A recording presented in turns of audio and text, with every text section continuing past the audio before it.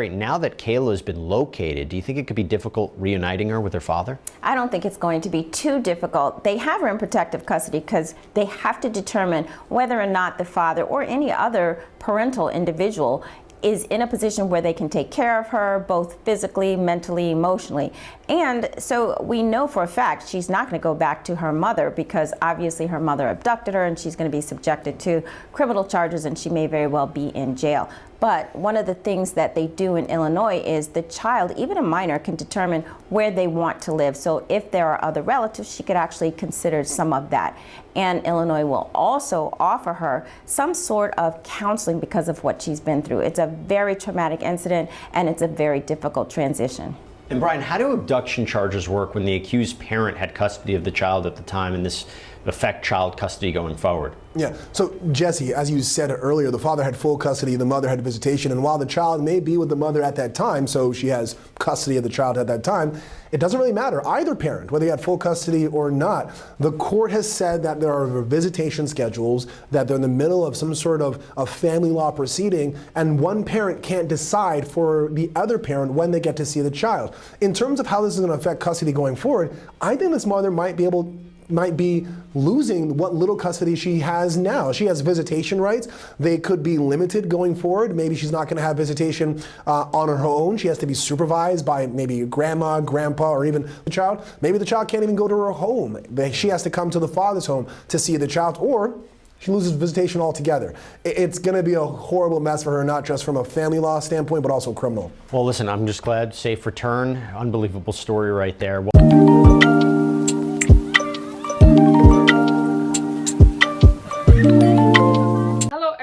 And welcome back to the channel. Now, I appreciate all my new subscribers and all my old subscribers. Y'all showing up, y'all get me watch time, and y'all helped me reach my goal last year of 1,000 subscribers. Thanks, you guys. This story is really different. Now, I usually do like cases of, murders and stuff like that, but today I want to talk about Kayla Unbehausen. Now, Kayla Unbehausen was kidnapped by her mother at the age of 9 years old. Kayla's father reported a missing person report on Kayla. Now, let's talk about why Kayla's father had full custody. It's not quite told the full details of why, the father was going back and forth with the mother and Heather was going back and forth with the father about custody. But what we do know is that Heather did not abide by court order rules, causing them to go back in front of the judge. Now, once they went back in front of the judge, the judge ordered full custody to Kayla's father. Now, Kayla's father was granted full custody, but Heather still had visitation rights. Now, Heather convinced Kayla's father that she was just going to take Kayla on a camping trip, causing her not to show back up with Kayla. Eventually, the father started getting worried because, okay, why Kayla's not back home? So eventually, Kayla's father put out a missing person report on Kayla. Now, this missing person report reached all over.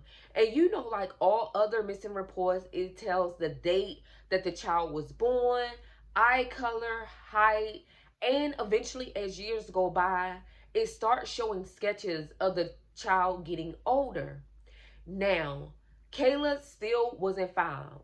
It became 6 years later, in 2023, where a store employee recognized Kayla, the missing child. Now, she stepped away, called authorities, and authorities verified that that missing child was indeed Kayla, taking Kayla into custody and eventually looking for Heather. Finally, Heather turned herself in. Now, Heather had Kayla in North Carolina, but Kayla was missing in Illinois. So that was a huge difference.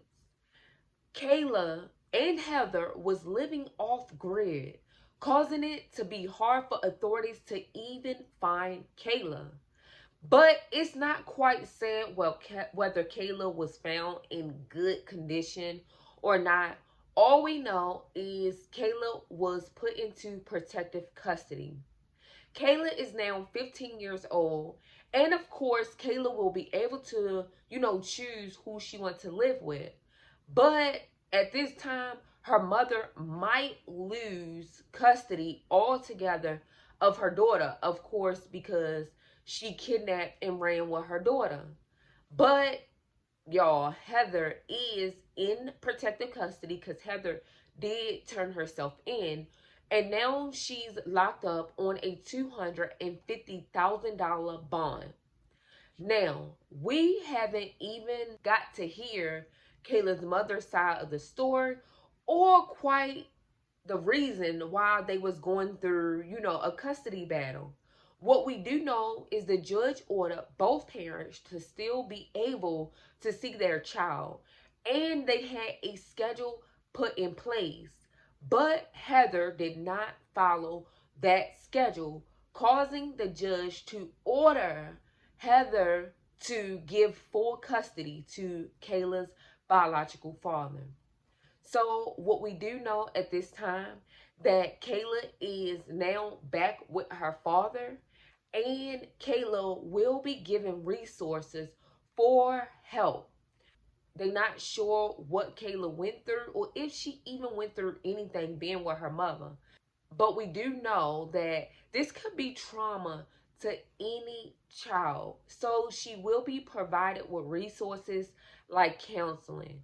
So we hope that this story wind up, going in favor of Kayla, and we hope that more of this information be brought to light because a lot of people have a lot of questions. A lot of people want to know, why did Kayla mother really run? And whether Kayla was put in any type of harm with her mother or her father. You guys, we are glad that Kayla has been found, and we do want to know about the person that actually noticed that Kayla was the person that missed. I know I do. I want to know how she felt and whether she think that this was a good idea of calling authorities. But we do know that both parents deserve a fair opportunity and deserve to be with their child, especially if this wasn't a situation where either parent was putting the child in harm's way. We hope that this work out for Kayla, and we are praying for the best interest of Kayla. You guys, don't forget to like, comment, and definitely subscribe to my channel. I appreciate you guys 100%. To all my new subscribers and all my returning subscribers, thanks. Peace.